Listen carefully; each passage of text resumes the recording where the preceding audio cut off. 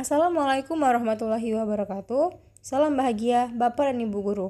Berjumpa kembali dengan saya Agustina, calon guru penggerak angkatan 10 dari SMP Negeri 39 Palembang. Berjumpa kembali pada materi koneksi antar materi modul 2.1 pembelajaran berdiferensiasi. Apa itu pembelajaran berdiferensiasi?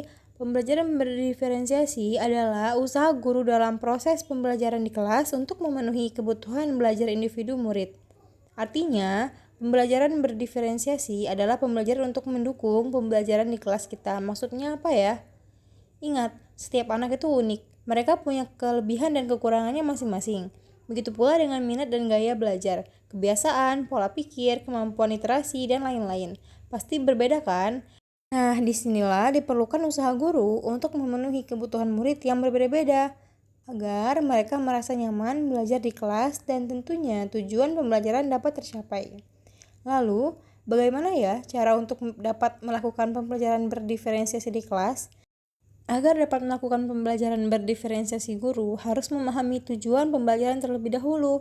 Selanjutnya, mengetahui dan merespon kebutuhan belajar murid, menciptakan lingkungan belajar yang mengundang murid untuk belajar, melakukan manajemen kelas yang efektif, dan melakukan penilaian berkelanjutan. Berkaitan dengan kebutuhan belajar murid, guru harus memahami 3 aspek berikut. Yang pertama, kesiapan belajar murid atau readiness. Kesiapan belajar mengharuskan guru untuk menilai pengetahuan awal dan menentukan apa yang telah murid ketahui dan di mana murid berada. Yang kedua adalah minat murid. Minat setiap anak pasti berbeda-beda.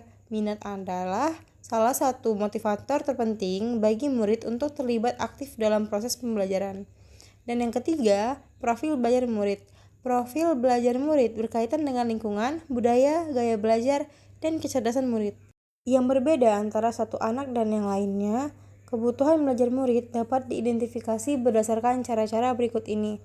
Mengamati perilaku murid-murid, mengidentifikasi pengetahuan awal, dan mereview dan melakukan refleksi terhadap praktik pengajaran.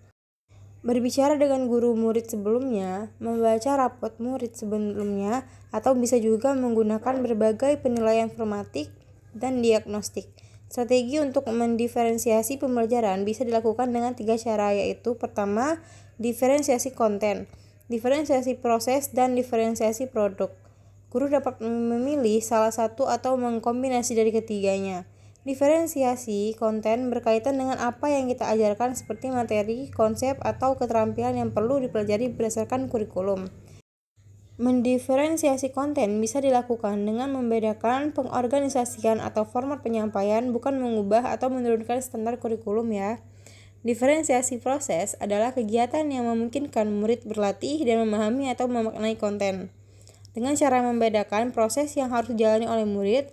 Dan diferensiasi produk adalah bukti menunjukkan apa yang murid telah pahami dengan cara membedakan atau memodifikasi produk sebagai hasil belajar murid, hasil latihan, penerapan, dan pengembangan apa yang telah dipelajari. Lalu, adakah keterkaitan antara modul pembelajaran berdiferensiasi dengan modul-modul yang lain?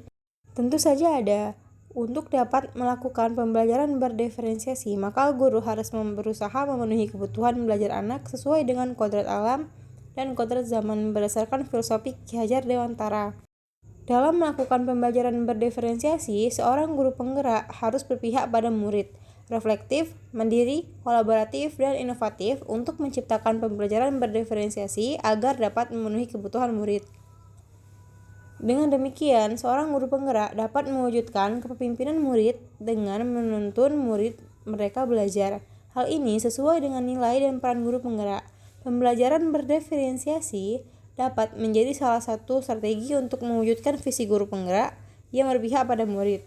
Dalam pelaksanaan pembelajaran berdiferensiasi antara guru dan murid harus ada kesepakatan kelas terlebih dahulu agar proses pembelajaran dapat berjalan dengan baik sesuai dengan nilai budaya positif.